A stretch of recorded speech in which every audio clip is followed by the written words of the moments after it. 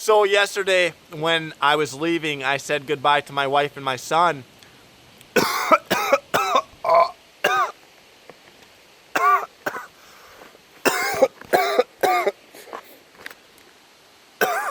Don't talk with your mouth full.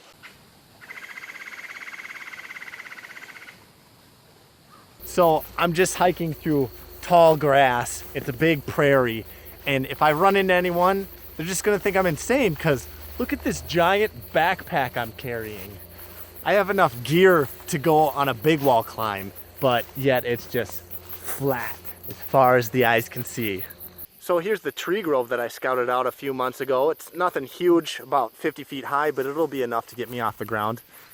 I hiked in without a headlamp on, and I found this tree, but now that I got a light on it, it looks kind of sketchy because you can see that downed branch, so I should probably go look for something else. So I've been walking around, and as you can see, most of the other trees are crazy thick, and I do not feel like climbing through that.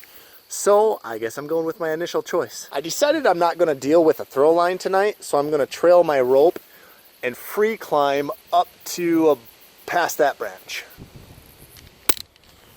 Well, I think that was the fastest climb I've ever accomplished. It took me like 5 minutes to get up to the top and set up my climbing line. I got my ledge set up in the tree.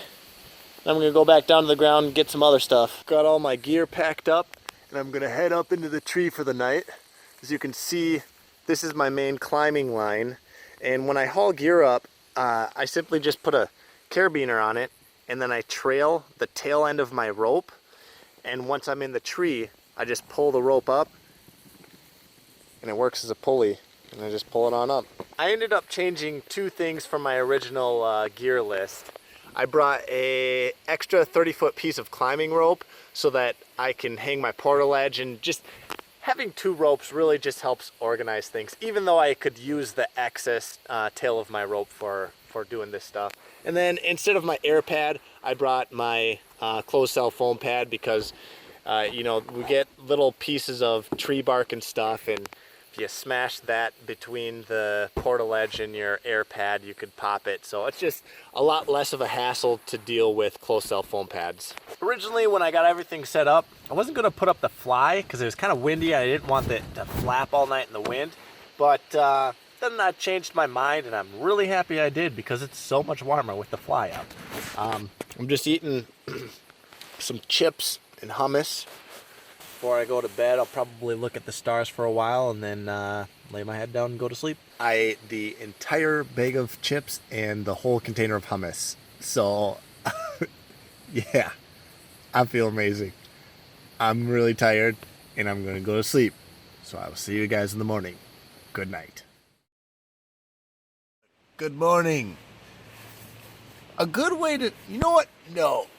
Let's throw up the tarp first because it's beautiful outside. I do this for literally every tree camping video that I make because waking up in the morning and looking outside is always a highlight for me. I'm hanging just over 30 feet, which definitely isn't anywhere near my highest hang.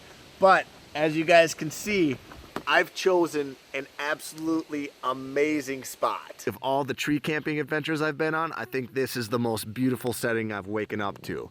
A big prairie grassland that reaches out to a lake, and I'm sitting on the edge of a grove of trees. There's no cars or any noises from anywhere. Breakfast of champions.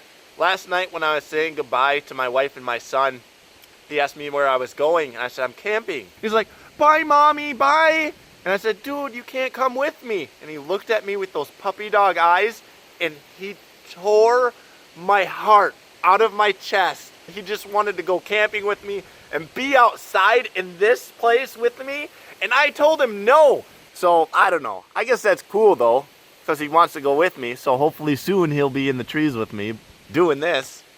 I don't know. Still really sad.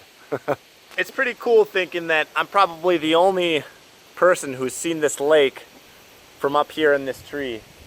Well, now I'm gonna take down my portaledge, bring all my gear down to the ground, pack up and head out.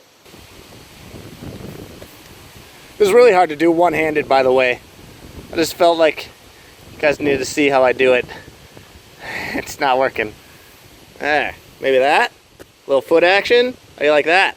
All right, as you guys can see on the ground down behind me, I got all my gear out of the tree and I'm going to rappel out for the last time. Here we go.